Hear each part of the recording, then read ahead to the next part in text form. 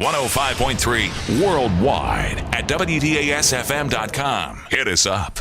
So how is it to be sitting here in front of a TV legend? And I'm going to say that because you got the best TV daytime show on. Wendy Williams here in Philadelphia. There's going to be a How You Doing tour. Yeah. Well, the How You Doing America tour kicks off right here in Philly. The reason why is because, as most of Philadelphia knows, I had part of my radio career here, and the phrase, that catchphrase "How you doing" was born here from the morning show that I used to do, and I just took it with me to TV. And I added this part because we needed a nonverbal. If I'm in Macy's and you're in Macy's and you're way over there, I don't want to hear screaming across the thing. Everybody just be sophisticated. If you give me then I go. And we know we're people.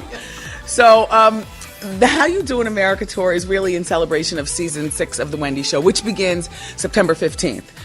I'm starting it here in Philly because this is the birthplace of How You Doing. It's also a very special city to me. It is the city where I went through struggles to get pregnant and deliver, and I successfully delivered little Kev. He was born here at Methodist Hospital. He's 13 years old. This city has been very good to me. Wow, it has. It was such a wonderful time when you were here, but it was a transition period for you to really move on to the next step. When you think about how it started, because the VH1 show was really good, but when you got your own, things really took off. Well, the talk show, the Wendy Williams show, is really a reflection of my maturity as a woman and as a professional. When I was on radio, while a lot of people remember me doing and saying a lot of things, of which I regret none of them, because I had to be that girl to be the woman that I am now. The VH1 Wendy Williams is on Fire show was a show based on my radio show. The cameras were actually in the studio while I was doing the radio show.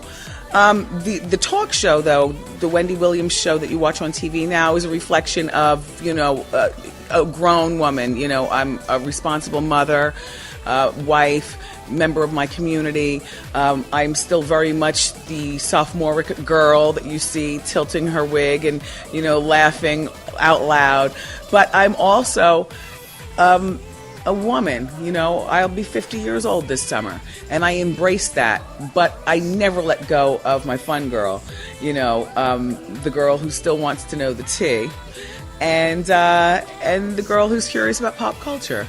Pop culture is fascinating. Is there any subject that you would say that would be hard to talk about because you may be friends with the person that hot topic may be about? Well, yeah. Currently, Tori Spelling spiraling out of control, and not in a good way. I cringe as I watch that reality show that she has, True Tori. Have you seen it, Patty? Yes, I have. Well, Tori has been on my talk show several times, and her mom has been on the talk show several times. And I really do like both of them. And it's very painful to have to criticize their family dynamics, but I'm not the only one doing it, and I can't let my feelings get in the way of my job, but I can at least say, before I deliver the story, it breaks my heart to have to talk about Tori like this, but she needs to leave Dean, and she needs to get right with her mother, and her mother needs to get right with her, or whatever. And also, the Mekhi Phifer bankruptcy. Yeah. He was just at our show 3 weeks ago talking about Divergent. I have known Mekhi since radio days. We have never had a problem with one another. And his bankruptcy is very sad, but it's glaring and it's out there. And, I have to grapple with that as the Hot Topics lady. I talk about it, but I talk about it delicately, and I hope it's not true. And I try to say something kind at the end of speaking about somebody that I really like. Like at the end of his story, I said, I've got a job for you, Mekhi. I'm going to see if I can work with this angle. Columbus Short screwed up his chance on Scandal. Mekhi Phifer needs to have that job. Maybe Shonda Rhimes will listen and give it to him. Hopefully. Yes. When you think about the show, did you think it would be this successful? Because this is what I love about watching your show, the joy that we feel your joy in you doing your show. Like, you love your doing, you love your place, you've walked into this and you are having fun. It's not drudgery. It's not, oh, I got to do this show. You feel the joy. Did you think it would be like that?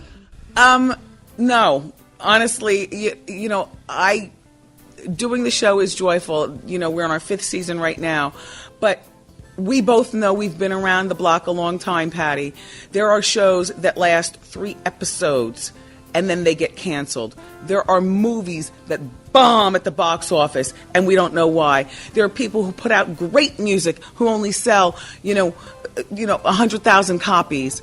What happens? So there is no rhyme or reason, honestly, to today's times and what will stick and what won't. All I could do is go out there and give it my all and hope that I'm working with a team of people who believe in me, and I am.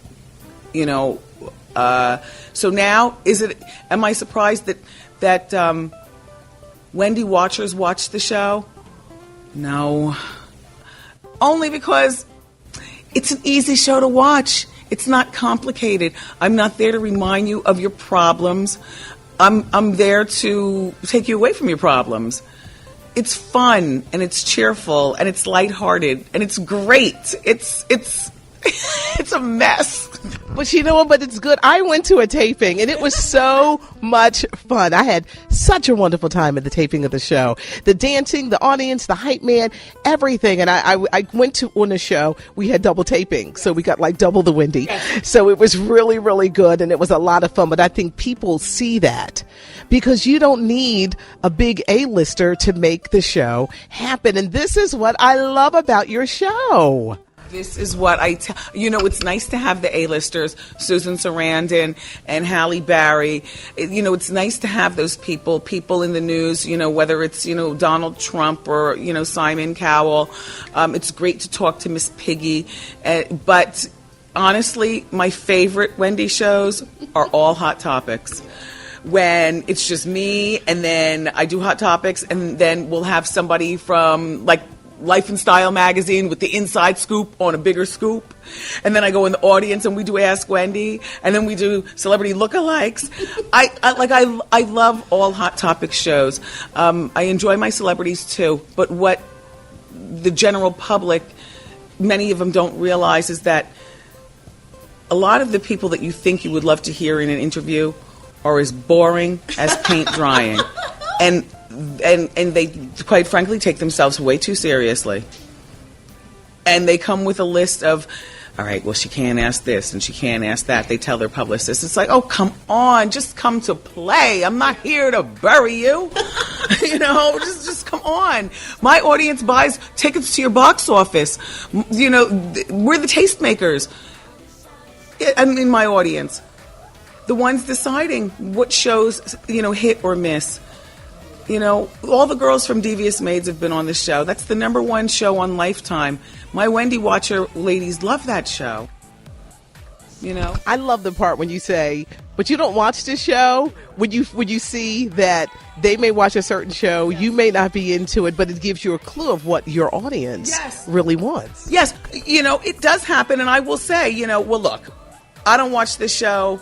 How many of you all watch it? And they'll all clap. I'll be like, okay, well, my producers filled me in on what the show's about, and they also gave me a little tape of it. They forced me to watch it in hair and makeup, and here's what I think. Or here's what happened last night. There's stories, too, that, sometimes I'll do a story in Hot Topics. Now, I'm passionate about every angle of my show, including when I passionately don't like something and don't watch it or don't care. Like, I don't care about another Lindsay Lohan story. And I'll tell you before I deliver it to you. But it is my duty as the Hot Topics lady.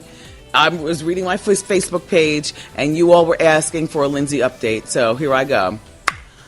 And then I look in the camera and tell them.